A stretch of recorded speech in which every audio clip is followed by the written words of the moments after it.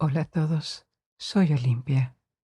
Gracias por estar aquí conmigo en este maravilloso lugar llamado la Biblioteca de los Sueños. Y tengo una gran historia que contarles.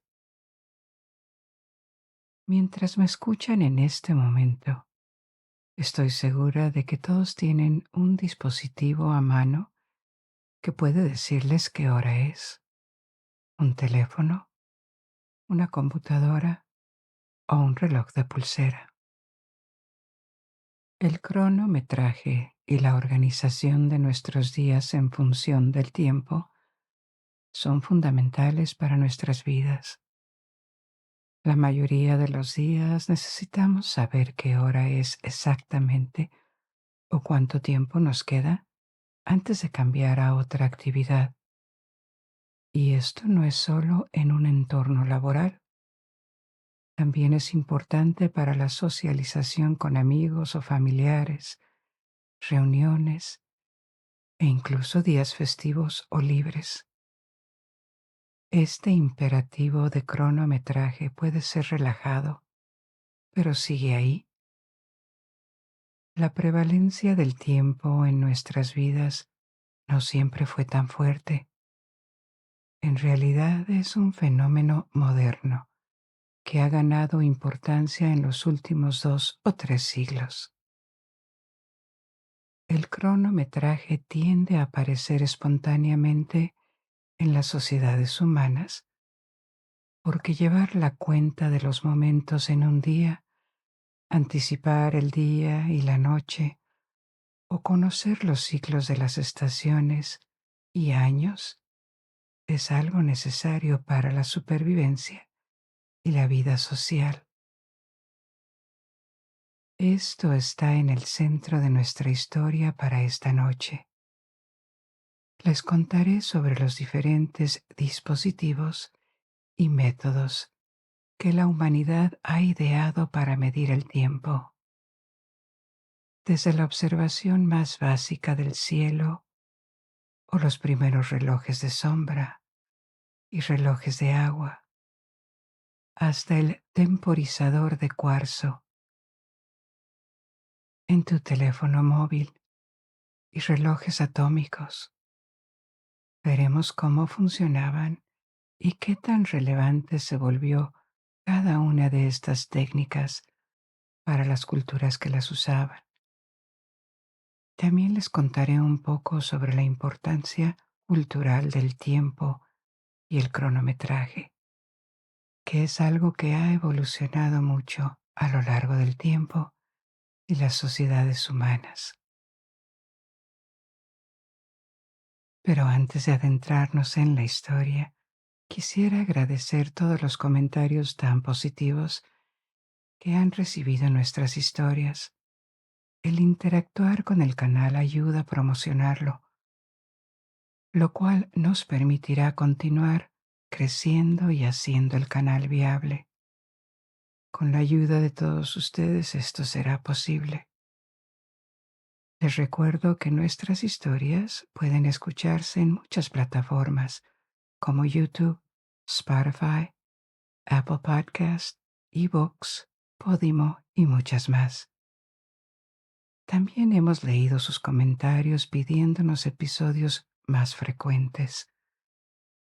Por ahora no nos es posible hacerlos más frecuentes, porque también producimos un canal en inglés en donde cuento estas historias.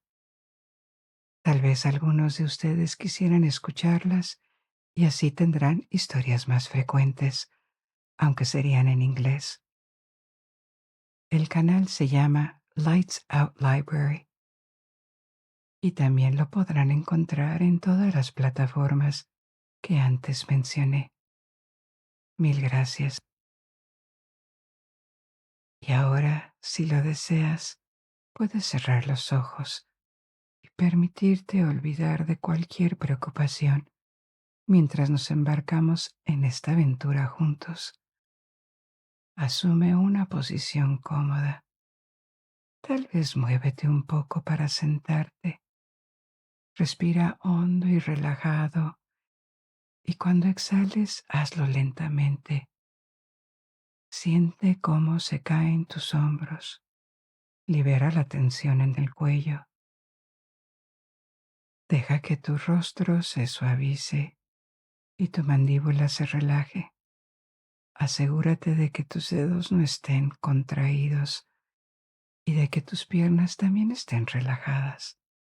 Y permite que el sonido de mi voz te guíe a través de este viaje. Y ahora es hora de explorar. ¿De qué estamos hablando exactamente cuando hablamos de dispositivos de cronometraje?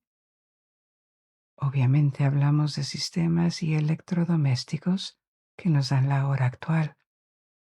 Pero no solo eso. También se trata de medir cuánto tiempo ha pasado entre dos eventos, medir los años y sus posibles divisiones en meses o semanas, establecer calendarios y asociar fechas con eventos pasados o futuros, lo que nos ayuda a ubicarlos en el eje temporal para que estas fechas tengan sentido, dada nuestra representación del tiempo. Entonces, ¿cómo lidiaron con esto las primeras sociedades humanas? Inicialmente, simplemente observaban los cuerpos astronómicos, el Sol, la Luna y las estrellas, lo que les dio una estimación aproximada del tiempo. Esto les ayudó a construir la estructura, un marco, con los días y los años. Como observaron los ciclos seguían repitiéndose, se cree que algunos de los rastros más antiguos de arquitectura de piedra que conocemos, como Stonehenge, fueron observatorios astronómicos. Una de sus funciones era rastrear eventos estacionales y anuales, como solsticios o equinoccios. El solsticio es cuando el sol alcanza su excursión más al norte o al sur en relación con el ecuador celeste, lo que indica los días más largos y más cortos del año. En el hemisferio norte, esto sucede alrededor del 21 de junio y el 21 de diciembre. Estas fechas marcan oficialmente el comienzo del verano y el invierno. El equinoccio es el momento en el que el sol cruza el ecuador celeste. Los días y las noches tienen aproximadamente la misma duración cuando esto sucede, lo que ocurre 2 veces al año, alrededor del 21 de marzo y el 21 de septiembre. Los equinoccios tradicionales marcaban el comienzo de la primavera y el otoño. Estoy explicando estas cosas para ilustrar que los primeros elementos, los primeros eventos recurrentes que dieron un marco al cronometraje, fueron estos fenómenos naturales: el ciclo del día, el ciclo de la luna y el ciclo anual de las estaciones. Sobre la base de estas observaciones, los calendarios aparecieron espontáneamente en todo el mundo, en forma escrita o no, en todas partes. Sin embargo, no sabemos mucho más que esto sobre los métodos de cronometraje en tiempos prehistóricos, porque no dejaron otro rastro. Una evolución que pareció aparecer en el segundo milenio antes de Cristo, hace más de 3000 años, fue el desarrollo de dispositivos que realizaban un seguimiento del tiempo durante periodos más cortos dentro de un día. utilizando algo que se movía continuamente. Los relojes de sombra o los relojes de sol, por ejemplo, usaban la posición del sol en el cielo para determinar la hora. Los relojes de agua usaban un flujo constante de agua que caía, y los relojes de velas usaban una vela encendida. Si piensas que un reloj mecánico, el mecanismo interior, no está en constante movimiento, se mueve a un ritmo constante. Por ejemplo, cada segundo se mueve un engranaje, y entre estos movimientos el mecanismo permanece inmóvil. La invención de tales mecanismos para el cronometraje, que usaban oscilación, ocurrió mucho más tarde, en el siglo XIII, y revolucionaron la relojería. Pero antes de eso, los únicos métodos para realizar un seguimiento del tiempo se basaban en procesos continuos, algo que cae, algo que se quema, o un cuerpo astronómico que se mueve en el cielo. Esto no significaba que los métodos antiguos fueran básicos. Se refinaron y mejoraron a lo largo de los siglos y se construyeron máquinas espectaculares basadas en estos procesos continuos, desde China o India hasta el Oriente Medio y Europa. Entonces, echemos un vistazo a estos dispositivos antiguos. Los primeros sistemas de cronometraje dentro de un día que conocemos son los relojes de sombra, que luego se convirtieron en relojes de sol. ¿Y cuál es la diferencia entre los dos? El reloj de sombra mide el tiempo en función de la longitud de una sombra, que depende de la posición y el movimiento del sol durante el día. Un palo vertical plantado en el suelo puede ser tu reloj de sombra. Al comienzo del día tendrá una larga sombra proyectada frente al sol. La sombra se acortará a medida que salga el sol para alcanzar su longitud mínima al mediodía. Entonces la sombra volverá a alargarse, pero al otro lado del palo, a medida que avance el día. El reloj de sol es una evolución del reloj de sombra. Utiliza el mismo principio de leer el tiempo con la sombra de un palo o poste vertical, pero la sombra se proyecta sobre una superficie con una escala de referencia, como la aguja de un reloj, excepto que la aguja es una sombra. Todas las principales culturas del mundo, en todos los continentes, inventaron los relojes de sol. El más antiguo descubierto se encontró en el Valle de los Reyes en Egipto, el lugar donde se enterraban los faraones durante el Imperio Nuevo Egipcio, y fue fechado en el año 1500 a.C. Es posible que los egipcios usaran relojes de sol mucho antes de eso. También sabemos que los antiguos babilonios fabricaban relojes de sol, gracias a las referencias a ellos en tablillas de arcilla. En el primer milenio antes de Cristo, los relojes de sol se hicieron frecuentes en todo el Mediterráneo. Los griegos hicieron muchos y los romanos los adoptaron.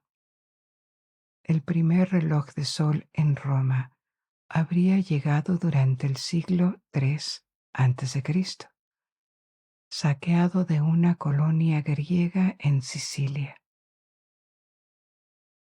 Una cosa de la que se dieron cuenta los griegos y los romanos es que cada vez que un reloj de sol se movía o transportaba a otro lugar, perdía su precisión, lo cual es lógico, ya que la posición del sol cambia según la latitud de la Tierra.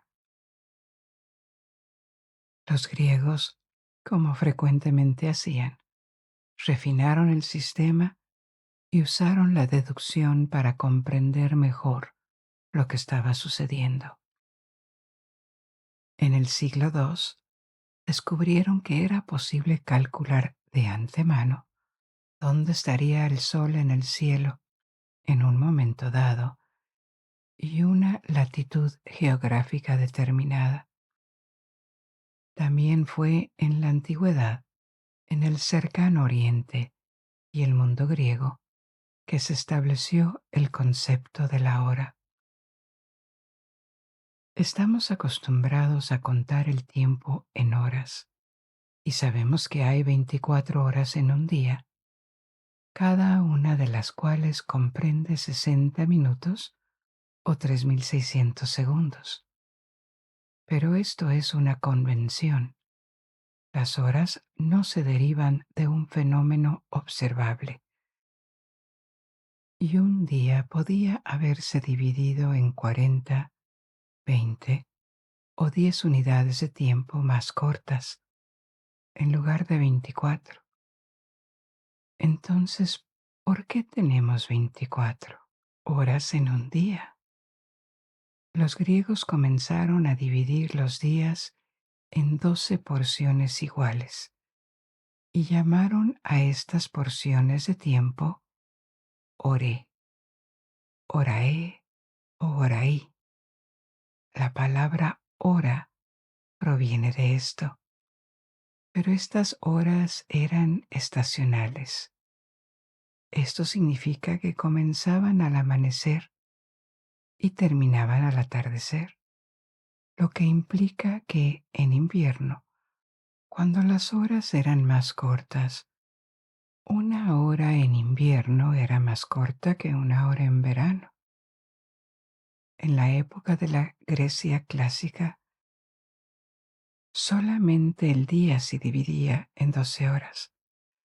La noche se dividía en 3 o 4 vigilias nocturnas, que también variaban en duración según las estaciones. En el siglo II a.C., la práctica de dividir la noche en horas comenzó a extenderse y se convirtió en la norma.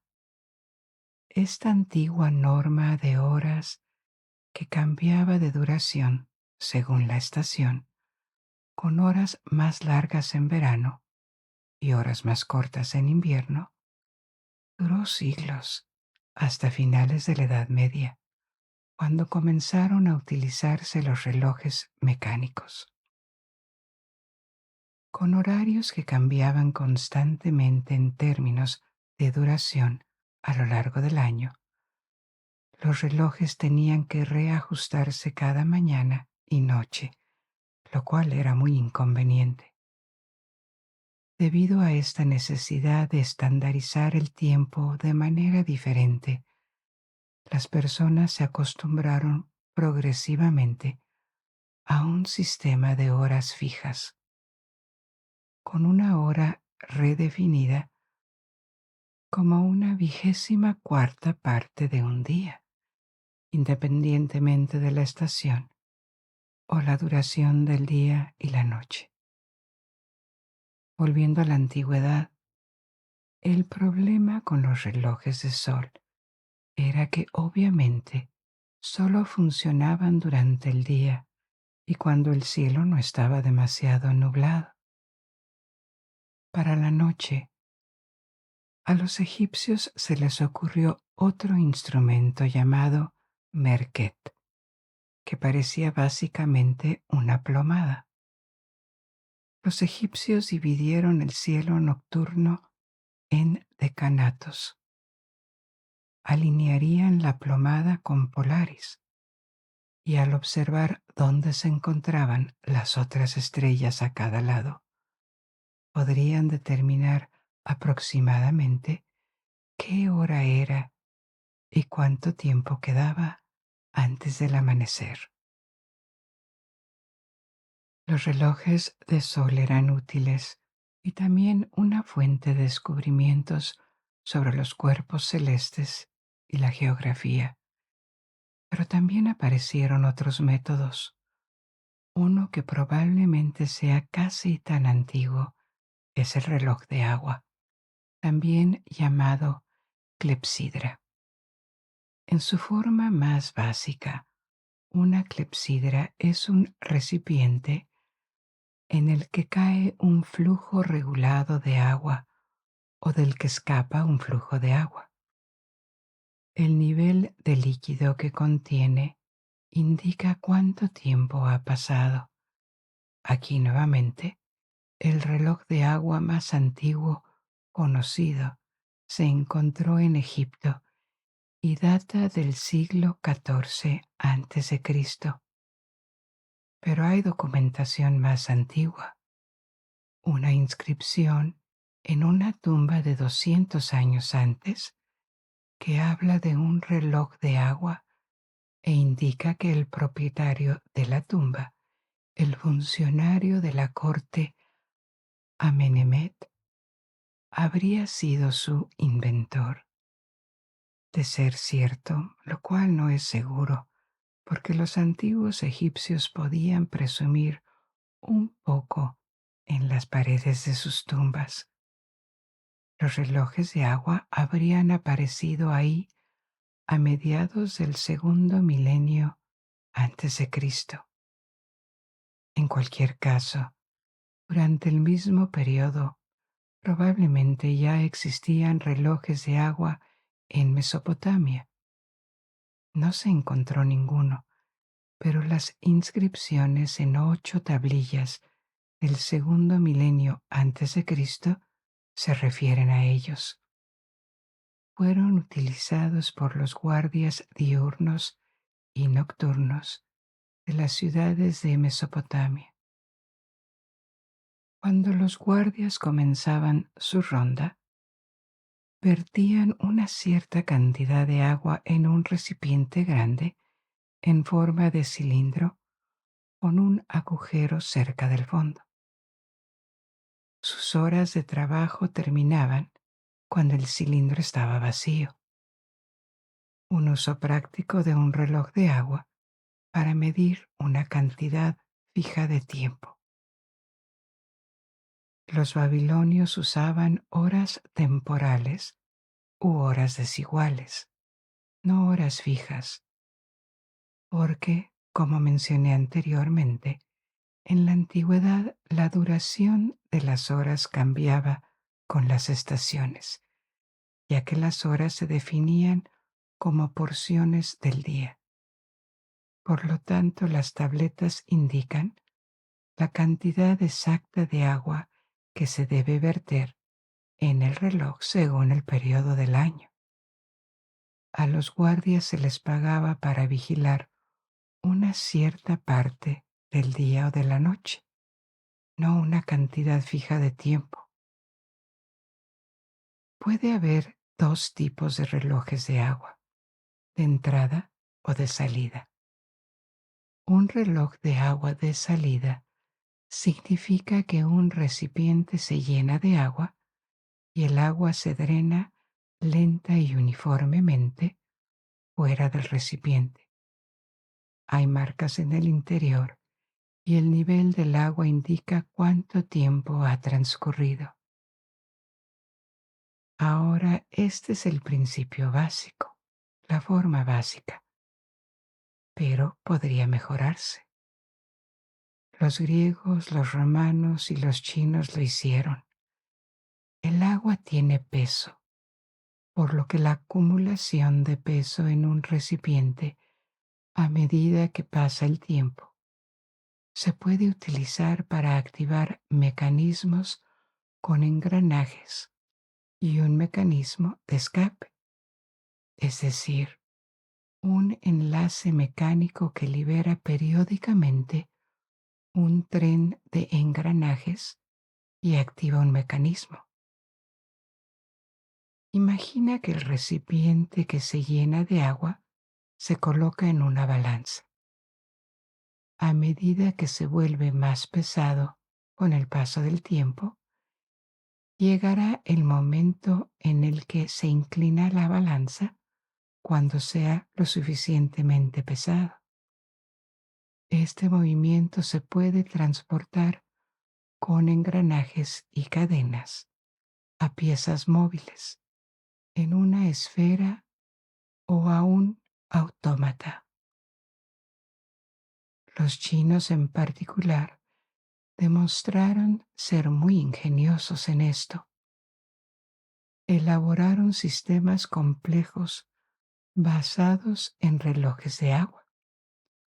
Una de las más impresionantes fue la torre del reloj diseñada por Su Song, un erudito del siglo XI. Combinó un sistema de rueda hidráulica con transmisiones por cadena, engranajes y mecanismos de escape para impulsar una esfera que representa cuerpos celestes que se mueven de acuerdo con cuerpos celestes reales en el cielo en tiempo real, y más de 100 llamativos conectores de reloj podían hacer sonar las horas. Esta torre era una maravilla de la ingeniería, impulsada solo por el agua que caía uniformemente de un recipiente a otro. Esta torre de reloj astronómico tenía más de 9 metros o 30 pies de altura y fue el pináculo de un milenio de mejoras e inventos durante el primer milenio después de Cristo. Otra innovación china fue la sustitución del agua por mercurio para los relojes más elegantes. El agua funcionaba muy bien, pero el problema es que se congela a 0 °C, y esta no es una temperatura tan extraordinaria. El mercurio es líquido a temperatura ambiente y se congela solo a -38 grados, mucho más bajo que cualquier temperatura del aire que normalmente se encuentra en la Tierra. Así que fue útil para máquinas grandes que normalmente se colocaban fuera de los edificios y podían ser expuestas a temperaturas realmente frías. La torre astronómica original, construida por Suzong, se perdió, al igual que todas las máquinas del primer milenio. Solo tenemos los planes, pero existen réplicas modernas y revelaron el ingenio y la capacidad de ingeniería de sus creadores. Se concibieron otros sistemas que usaban recipientes que se llenaban lentamente de agua. Por ejemplo, en la India, en el siglo V, en Nalanda, en el este de la India, había una universidad budista donde se rastreaba el paso del tiempo con un cuenco que contenía 2 carrozas colocadas en un cuenco más grande. El primer cuenco tenía un pequeño orificio en el fondo que dejaba entrar agua lentamente, y después de exactamente 4 horas, este cuenco se hundía cuando contenía suficiente agua. Alguien tocaba un tambor para indicar que habían pasado 4 horas, y el sistema se rearmaba para un nuevo ciclo. Un sistema similar con un cuenco que se hunde en un recipiente más grande, estaba muy extendido en Persia antes de la época islámica en la antigüedad. En diferentes regiones de Persia, que eran áridas, los derechos de acceso al agua de manantiales y ríos se compartían entre diferentes agricultores o propietarios. Cada uno podía desviar el agua de un manantial a su tierra durante una parte determinada del día. Y para administrar esos derechos de agua, se contrataba a una persona para supervisar un anegamiento y garantizar que cada accionista del recurso obtuviera lo que le correspondía. Este es uno de los muchos ejemplos que muestra la importancia del cronometraje en la sociedad. Sirve para muchas actividades, economía aquí, pero también propósitos religiosos, para señalar los tiempos de oraciones o ceremonias durante el día, propósitos militares, para coordinar acciones y también para la navegación, que desarrollaré más adelante. Ninguna sociedad humana compleja puede funcionar sin normas sobre el cronometraje y métodos o dispositivos para realizar un seguimiento del tiempo. Los últimos desarrollos de los relojes de agua, que también dieron origen a máquinas espectaculares como las de China, ocurrieron en el mundo islámico medieval. Varios eruditos e ingenieros árabes y persas se basaron en los mecanismos de engranajes que se habían introducido en la antigua Grecia y Roma para crear máquinas cada vez más complejas. También utilizaron nuevas piezas mecánicas en los relojes de agua, como el engranaje epicicloidal, que se introdujo alrededor del año 1000. El engranaje epicicloidal consiste en sistemas con varias ruedas dentadas dentro de un engranaje circular, y todos están conectados. Transmiten su movimiento entre sí, pero permiten muchas proporciones o movimientos diferentes.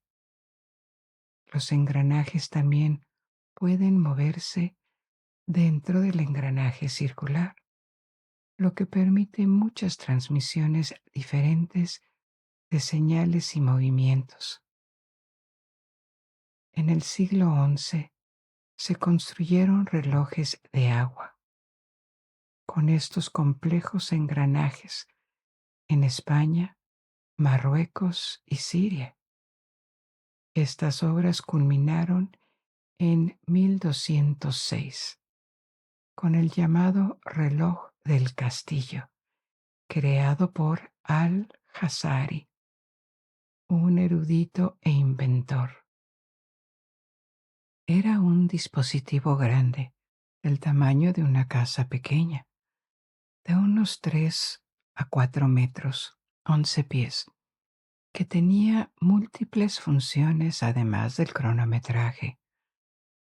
En la parte superior mostraba el zodiaco en la rueda con las órbitas del Sol y la Luna, siguiendo su camino en tiempo real. Debajo de este zodiaco había una pequeña galería, una puerta, donde viajaba un puntero en un carro oculto que marcaba las horas. A medida que viajaba, abría pequeñas puertas cada hora, cada una revelando un maniquí. Cerca de la base había 5 autómatas, 5 pequeños músicos que automáticamente tocaban música. Y a cada lado un autómata parecido a un alcohol que podía dejar caer pequeñas bolas en jarrones debajo de ellos. Todos estos conectados y alimentados por agua que fluía regularmente desde un tanque y transmitía energía a ruedas hidráulicas y engranajes, junto con el mecanismo de Antiquitera, que era 13 siglos más antiguos. Este reloj de castillo se considera una forma antigua de computadora analógica programable. Lo colocas en su lugar, llenas el tanque con agua y automáticamente calcula las posiciones de los cuerpos celestes o realiza un seguimiento del tiempo. Cuando se inventó, las horas aún no eran unidades fijas de tiempo. Esto fue antes de los relojes mecánicos y la definición de las horas como una 24ª parte de un día, independientemente del día y la noche, como antes mencioné. Así que las horas diurnas durante el verano duraban más minutos que las horas diurnas durante el invierno, y la máquina lo tomaba en cuenta. Podría reprogramarse para las longitudes cambiantes del día y la noche a lo largo del año. Otro tipo de dispositivo refinado durante la Edad Media islámica fue el astrolabio, que no es solo un dispositivo de cronometraje, sino un instrumento astronómico más amplio. Los astrolabios se remontan a la antigüedad clásica, el primer milenio antes de Cristo, y también se utilizaron como instrumentos de navegación. El astrolabio sirve como una carta de estrellas y planetas, y en su forma más simple parece un disco de metal con un patrón de cables, recortes y perforaciones que permiten al usuario calcular posiciones astronómicas con precisión. Entonces, cuando sabes cómo utilizarlo, puede ayudarte a encontrar una estrella o planeta en particular, o determinar la latitud local si conoces la hora local, y viceversa. Determinar la hora si conoces la latitud. En el mundo islámico, especialmente en Persia, los relojes y los astrolabios a veces se fusionaban en un solo dispositivo. Estos nunca fueron objetos comunes. Eran maravillas de alta tecnología de su tiempo, y solo unas pocas unidades se fabricaron para universidades o reyes. Pero demostraron que el uso del engranaje, mecanismos de escape y sistemas complejos se estaban intensificando en los siglos XI, XII y XIII en los dispositivos de cronometraje. Todavía funcionaban con un proceso continuo, en ese caso cayendo agua, pero se acercaba la era de los relojes mecánicos. Antes de hablar de ello, había algunos otros métodos antiguos que merecen ser mencionados. Estos incluyen relojes de incienso y velas. Ambos se basaban en otro proceso continuo, la quema controlada de algo. El incienso en varillas arde sin llama y de manera uniforme. Durante periodos cortos de tiempo se podían usar palos rectos, pero durante periodos más largos el incienso se formaba en espiral en un disco con una marca de referencia que indicaba cuánto tiempo había pasado desde que se había encendido.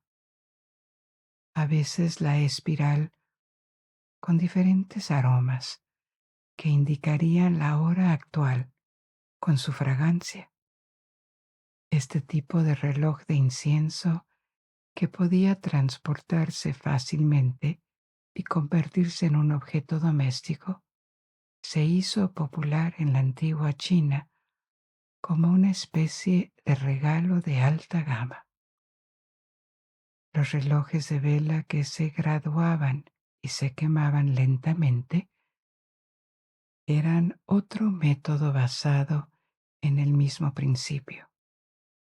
Las velas se quemaban uniformemente y siempre que se replicara su diámetro y material, podrían fabricarse en grandes cantidades.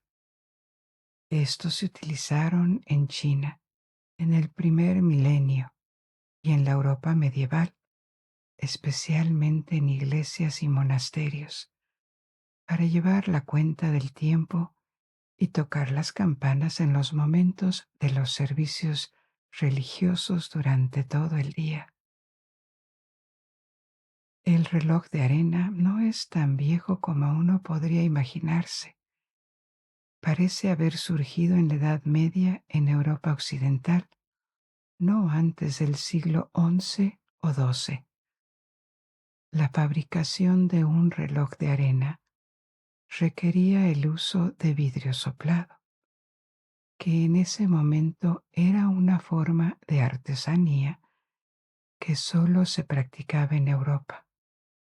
Por lo tanto, no hay rastro conocido de relojes de arena en otros lugares antes de los primeros medievales europeos.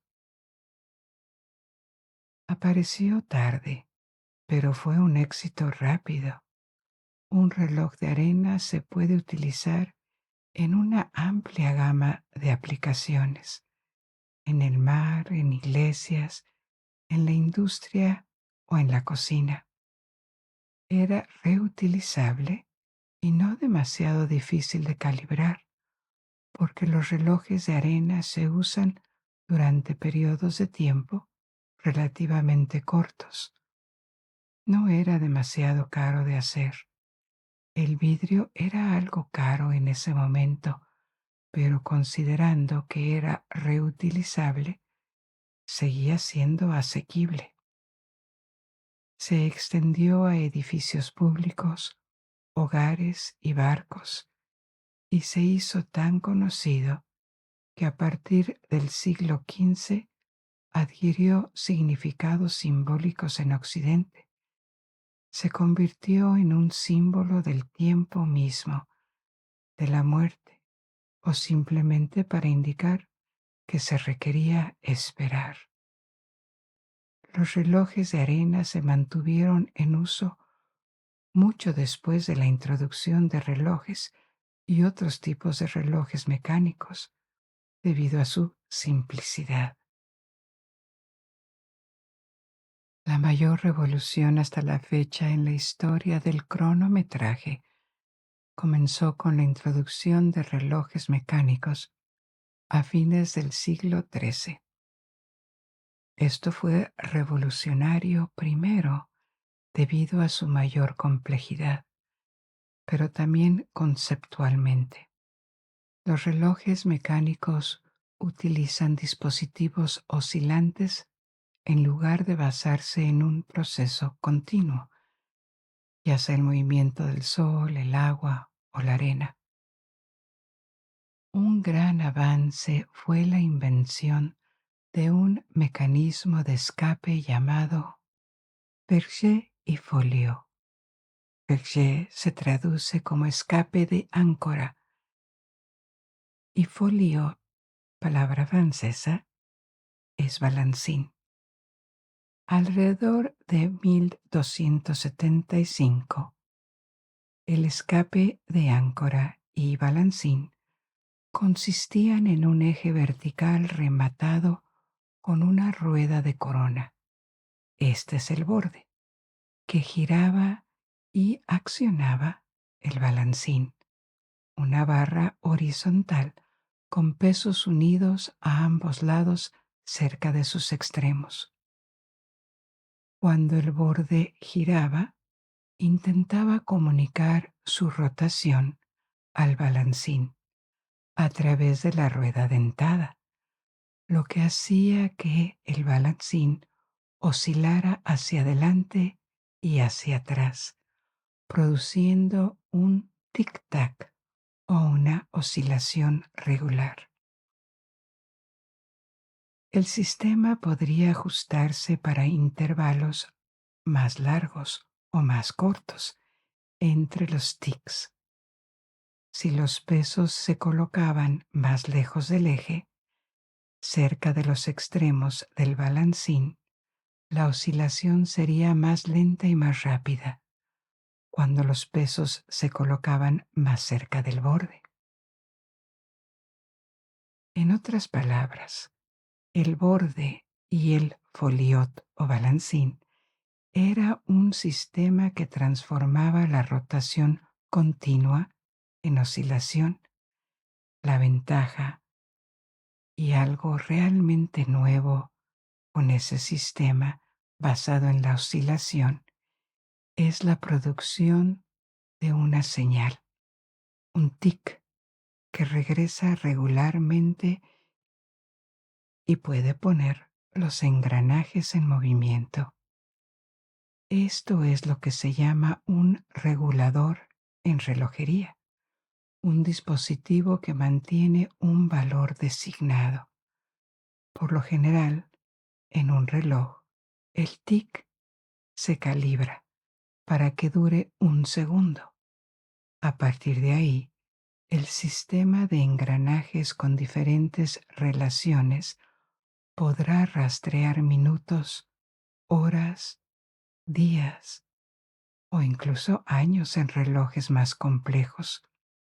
Ya se conocían los sistemas de transmisión de engranajes que utilizan cadenas entre engranajes y sistemas de engranajes más complejos, como el engranaje epicicloidal del que mencioné antes.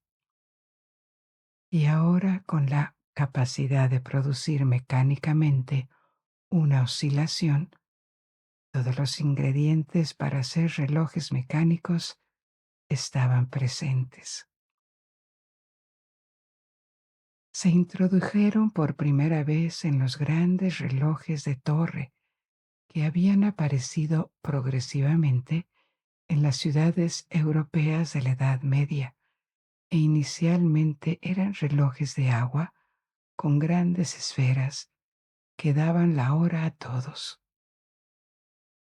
Estos relojes eran convenientes y también eran un elemento de prestigio para las ciudades medievales que podían permitírselos, o para las personas que tenían los medios para ofrecerlos a sus ciudades.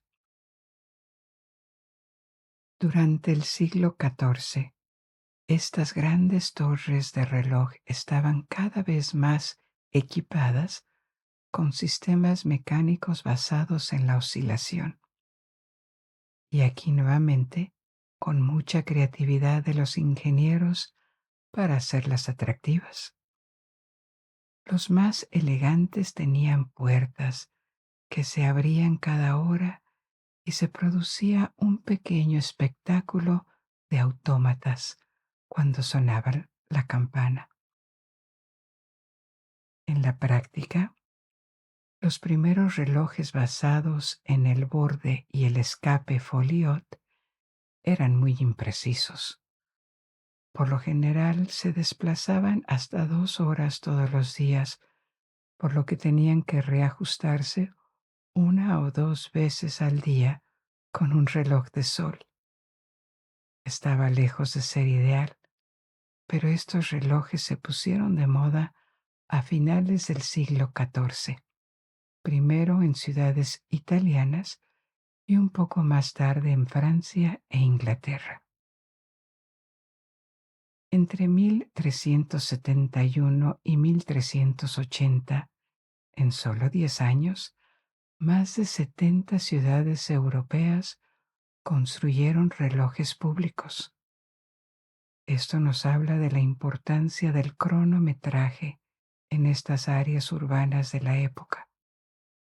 Dar el tiempo era un servicio público valioso y necesario, porque todos lo necesitaban. Los estudiantes, los ricos, los pobres, los hombres, las mujeres, todos tenían una vida cronometrada, con horas de trabajo, reuniones y periodos del tiempo durante el día dedicados a ciertas tareas. Muy lentamente y de una manera apenas perceptible, la relación de las personas con el tiempo comenzaba a cambiar. Las vidas estaban cada vez menos conectadas con el amanecer, el día y la noche, los ritmos determinados por la naturaleza como los habían estado durante toda la historia de la humanidad. Este fue también el periodo en que las horas estacionales con duraciones que fluctuaban con las estaciones fueron reemplazadas por horas fijas que duraban lo mismo e ignoraban el día y la noche. En los siguientes 300 años, los principales desarrollos mejoraron la precisión de los relojes mecánicos, que, como mencioné, fue muy pobre al principio. Los relojes también eran objetos grandes, de al menos varios pies de altura, porque la única forma de alimentarlos, por ejemplo, con un contrapeso que descendía lentamente, era bastante engorrosa. Esto cambió en el siglo XV con la invención del resorte real. Al igual que un peso que se coloca alto y descenderá lentamente, la torsión de un resorte es una forma de almacenar energía dentro de un dispositivo. Energía que luego se libera lenta y constantemente.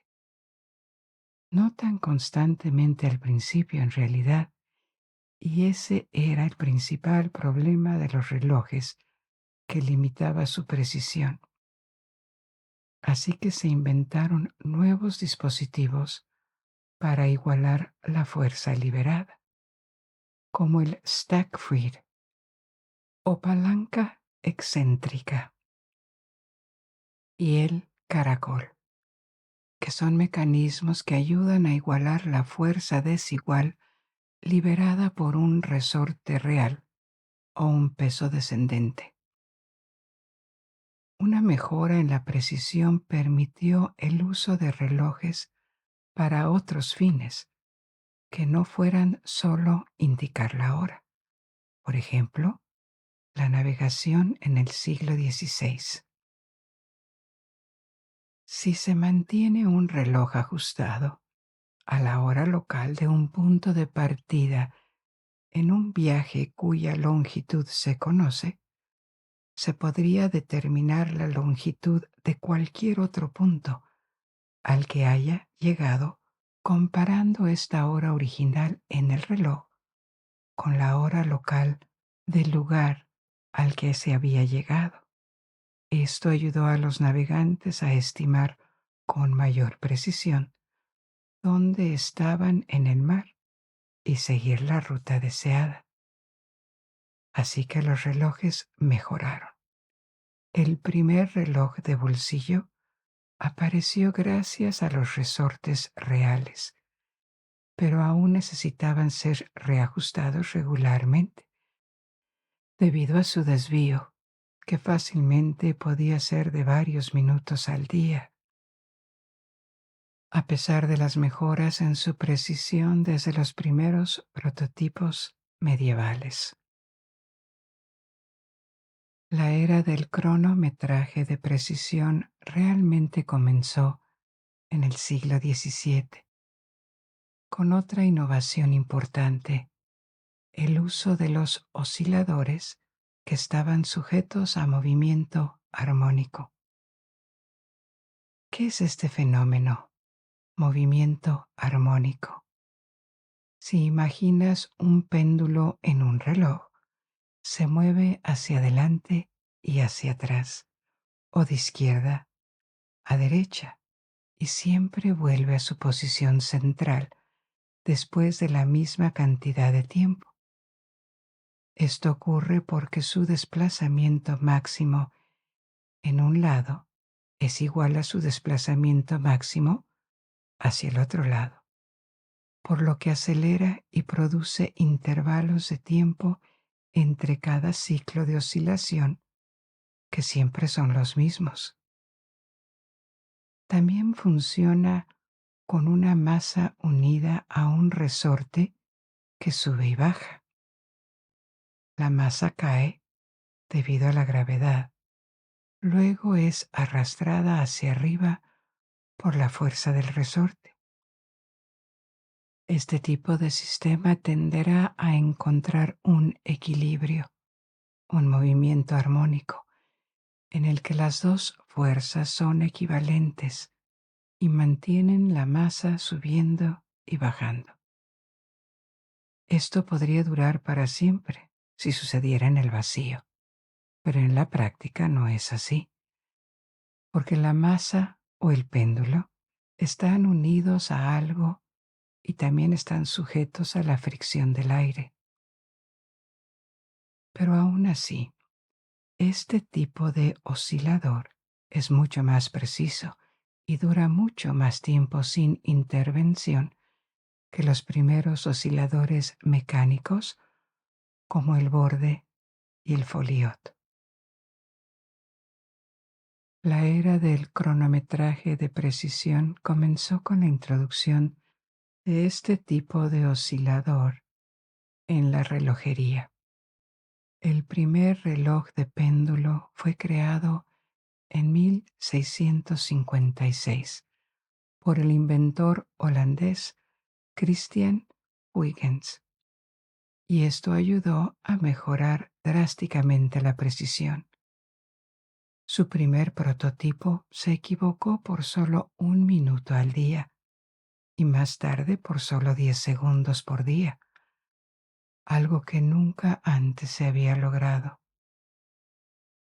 A partir de este momento y a lo largo de los siglos XVIII y XIX, la intensa competencia entre los relojeros comenzó a producir relojes aún más precisos y confiables, lo que condujo a muchos otros inventos y técnicas con engranajes que minimizaban la fricción o aleaciones de materiales que estaban menos sujetos a variaciones de temperatura. Cuando se empieza a fabricar dispositivos muy precisos, la dilatación de los instrumentos y mecanismos debido a las variaciones de temperatura se convierte en un problema, porque puede afectar a la precisión. Esto no era una preocupación importante cuando los relojes se equivocaban varios minutos todos los días de todos modos, pero cuando los relojes comenzaron a apuntar a la perfección, se convirtió en un problema. Se intentaron muchas cosas para resolver este problema de dilatación. Por ejemplo, a finales del siglo XVIII, el mercurio comenzó a colocarse dentro de péndulos para mitigar el efecto de las variaciones de temperatura. Y a finales del siglo XIX se comenzó a usar una nueva aleación llamada invar, que está hecha de hierro y níquel, porque se expande muy poco con el calor. Una buena ilustración de la carrera hacia un cronometraje cada vez mejor fue el desarrollo del cronometraje marino. En 1707, la Marina Real británica sufrió un desastre frente a las costas de Sicilia en el Mediterráneo debido a errores de navegación. 4 barcos naufragaron y se perdieron por completo, causando la muerte de cientos de marinos, solo porque no pudieron calcular correctamente su posición con los relojes, cartas, brújulas y otros instrumentos a su disposición. Como mencioné anteriormente, los barcos hicieron uso de los relojes desde el siglo XVI para determinar la longitud en la que se encontraban en un momento dado. Esto funcionó, pero aún era bastante impreciso, en parte porque los relojes fallaban, y esto se amplificó en los barcos debido al movimiento de los barcos en el mar, cuando los relojes deberían permanecer perfectamente horizontales para funcionar según lo previsto. Si tu reloj tiene un péndulo y lo agitas, va a interferir con sus oscilaciones. Así que el gobierno británico ofreció un premio a cualquiera que creara un instrumento lo suficientemente preciso como para determinar la longitud con una precisión de solo unas pocas millas. Un relojero de Yorkshire participó en este concurso y unos años más tarde diseñó el primer reloj de mar que podía permanecer horizontal y dejaba de funcionar si el barco se movía repentinamente. Usó el nombre de cronómetro y se ha mantenido para relojes particularmente precisos. Esta necesidad de mejorar dispositivos para usos prácticos, como la navegación, contribuyó a la mejora continua de los relojes. En el siglo XIX, la electricidad se introdujo como fuente de energía y con ella seguiría, unas décadas más tarde, en el siglo XX, el descubrimiento de un nuevo oscilador posible: los cristales de cuarzo. Como pueden imaginarse, no hay péndulo, resorte o engranajes en su teléfono móvil y sin embargo puede darte la hora. Entonces, ¿cómo funciona? En los relojes modernos, el tiempo no se rastrea mecánicamente, sino eléctrica o electrónicamente, utilizando las propiedades de los cristales de cuarzo, que pueden ayudar a construir dispositivos que son más precisos que cualquier reloj mecánico. ¿Cómo es esto posible? Los cristales de cuarzo tienen una propiedad particular.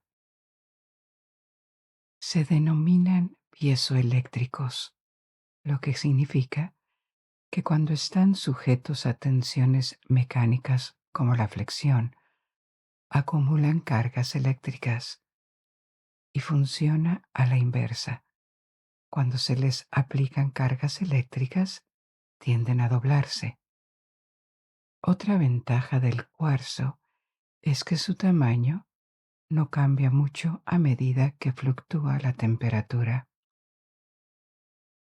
La relojería moderna utiliza estas propiedades. La aplicación de electricidad a un cristal de cuarzo lo convierte en un oscilador que produce una señal muy constante con una frecuencia precisa. Los principios de esta tecnología se descubrieron en la primera mitad del siglo XX y en la década de 1960 comenzaron a venderse los primeros productos de consumo que utilizaban tecnología de cuarzo. En la década de 1980, con el desarrollo de la electrónica, los cronometradores de cuarzo se volvieron muy económicos de producir y más precisos que los relojes mecánicos en un orden de magnitud. Así que rápidamente reemplazaron los relojes mecánicos. Se agregaron a las computadoras y todos los electrodomésticos que dan la hora. El cristal de cuarzo es lo que tienes en tu teléfono, tu computadora portátil, tu computadora de escritorio, tus electrodomésticos de cocina, si dan la hora, y tu automóvil. Ahora están en todas partes. Su éxito ha sido tal que la fabricación de relojes mecánicos se ha convertido en un nicho de la industria del lujo en este momento. Tener acceso a la hora en cualquier momento ahora es considerado ordinario. Lo necesitamos. Nuestra relación con el tiempo ha evolucionado dramáticamente a lo largo de los siglos y tal vez más rápido que nunca en los últimos 2 siglos, desde la Revolución Industrial y la introducción de horas de trabajo cronometradas con precisión.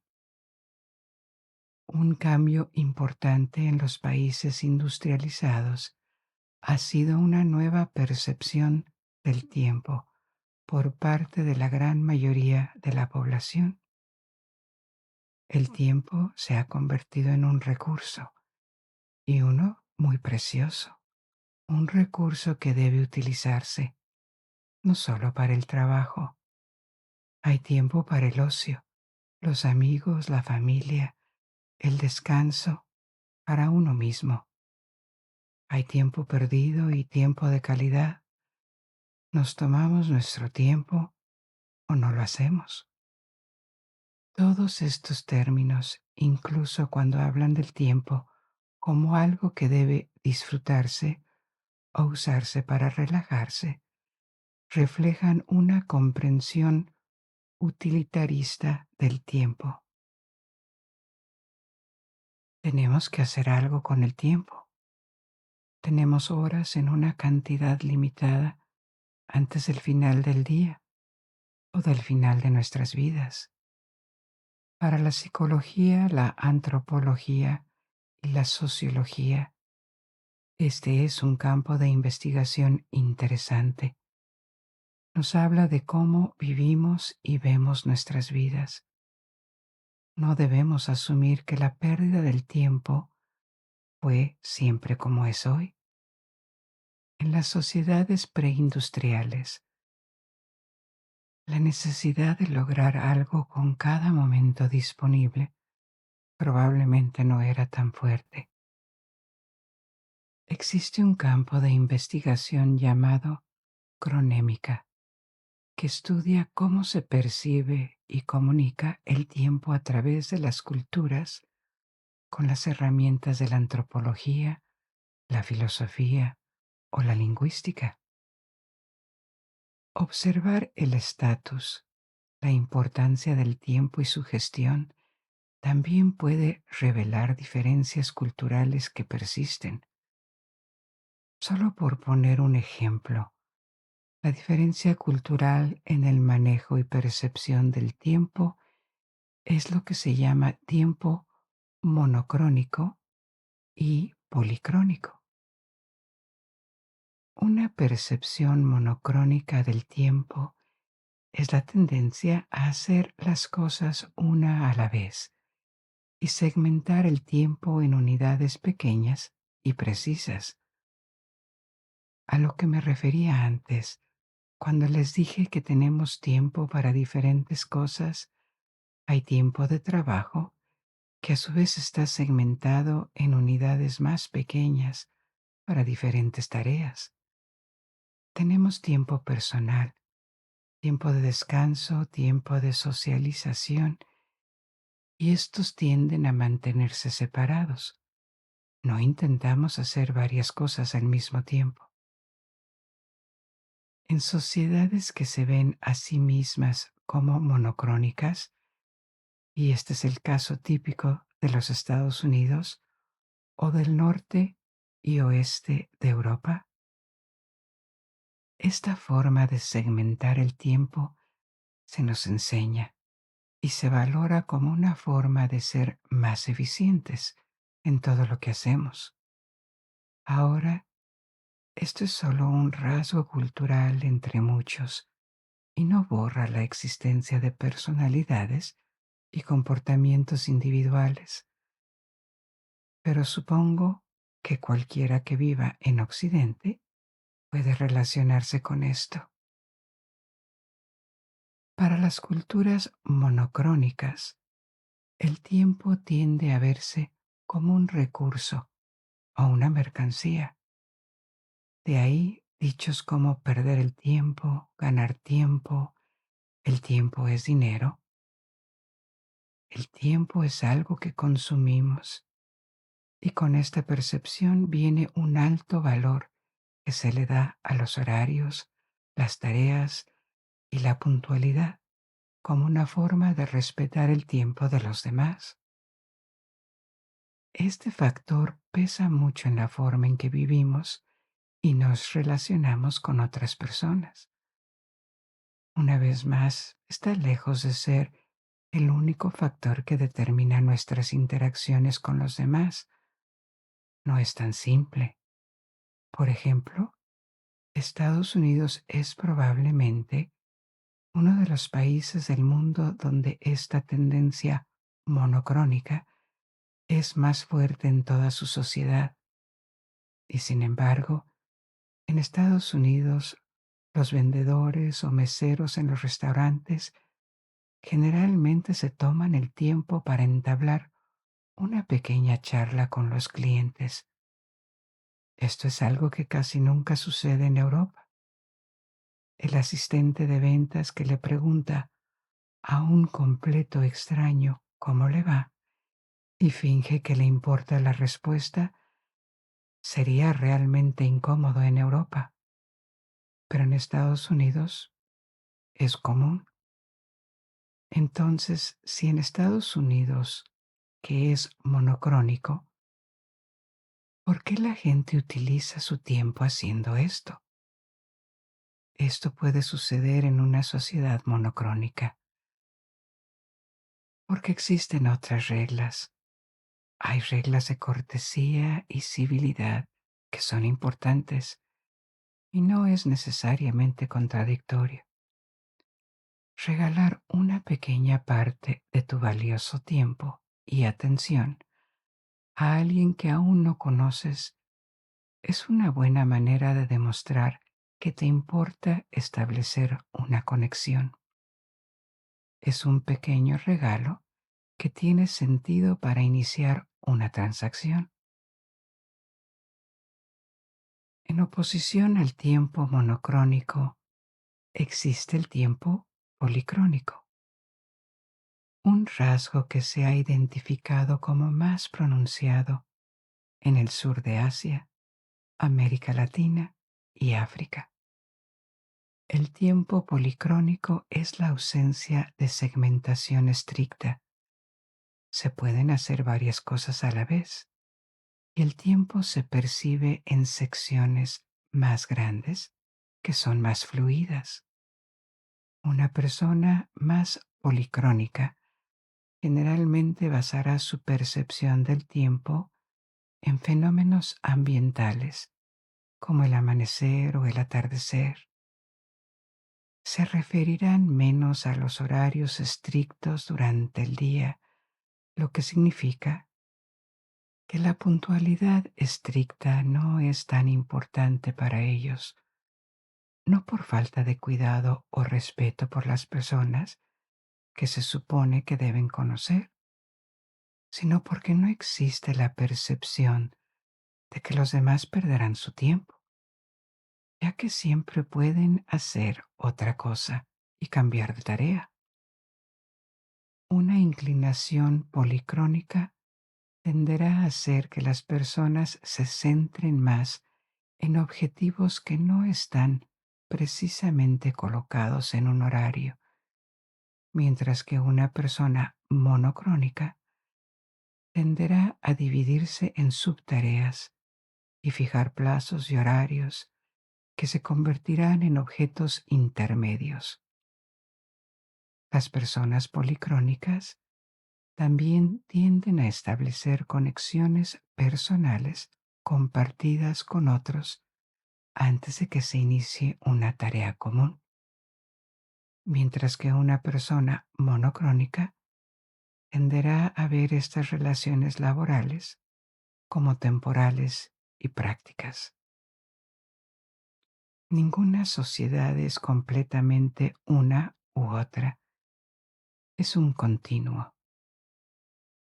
Lo que deseo ilustrar aquí es cómo la percepción del tiempo es eminentemente cultural. El paso del tiempo es un fenómeno objetivo. Por supuesto que afecta a todos, pero la forma en que lo percibimos y vivimos puede variar mucho. Volviendo a aspectos más técnicos, les mencioné que los temporizadores o cronometradores de cuarzo eran los dispositivos de cronometraje más extendidos en la actualidad gracias a su precisión y asequibilidad, pero no son los más precisos. El último dispositivo de cronometraje que tenemos es el reloj atómico que se inventó en el siglo XX. Entonces, ¿qué es un reloj atómico concretamente? Desde el siglo XIII y la introducción de la oscilación, en lugar de un proceso continuo para realizar un seguimiento del tiempo, se han fabricado relojes cada vez más precisos con osciladores. Los péndulos son osciladores, cristales de cuarzo también, y en el caso de un reloj atómico, el oscilador es la frecuencia de resonancia de los átomos. Para simplificar las cosas, los átomos pueden tener diferentes niveles de energía, y cuando sus electrones pasan de un nivel de energía a otro, interactúan con una frecuencia muy específica de radiación electromagnética. En otras palabras, producen una oscilación extremadamente confiable y constante. Un tic que se puede usar para realizar un seguimiento del tiempo.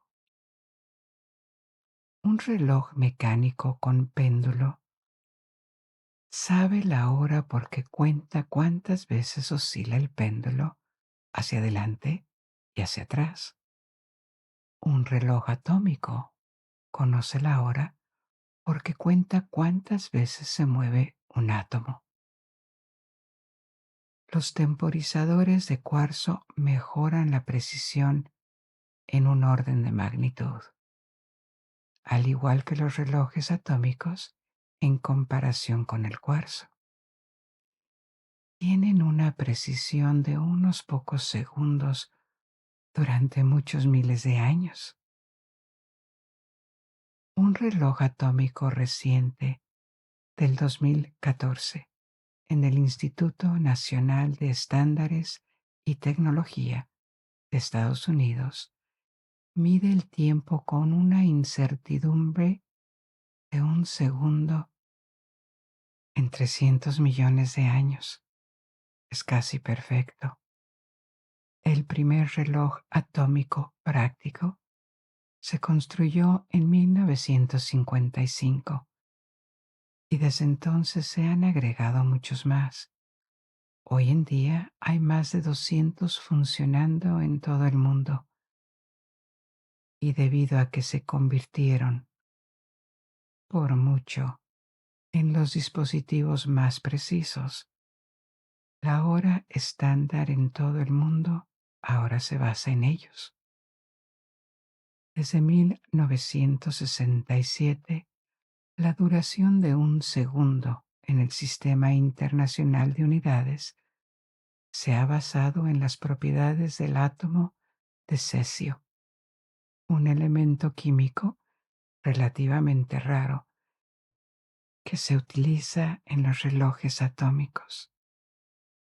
Si alguna vez te has preguntado cómo se definió un segundo, es oficialmente el tiempo que transcurre durante un poco más de 1.000 millones de ciclos de la radiación producida por la transición entre dos niveles de átomos de cesio. Los números realmente no importan aquí. Lo que significa es que esta referencia a un ciclo de radiación permite una definición y un seguimiento del tiempo extremadamente precisos, lo que es útil no solo para batir récords. La información proporcionada por los relojes atómicos se utiliza para estandarizar perfectamente el cronometraje en todo el mundo y para la navegación por redes satelitales como el GPS. Estos sistemas necesitan una sincronización muy precisa porque indican la posición de los objetos en la Tierra multiplicando el tiempo por la velocidad de la luz. Esto significa que un error de sincronización de un nanosegundo, una millonésima de segundo, se traduce en un error significativo en la posición, un error de aproximadamente 12 pulgadas o 30 centímetros. Por lo tanto, estos sistemas necesitaban una precisión extrema que ni siquiera los dispositivos de cuarzo podían proporcionar. Sin relojes atómicos, el GPS sería mucho menos preciso de lo que es.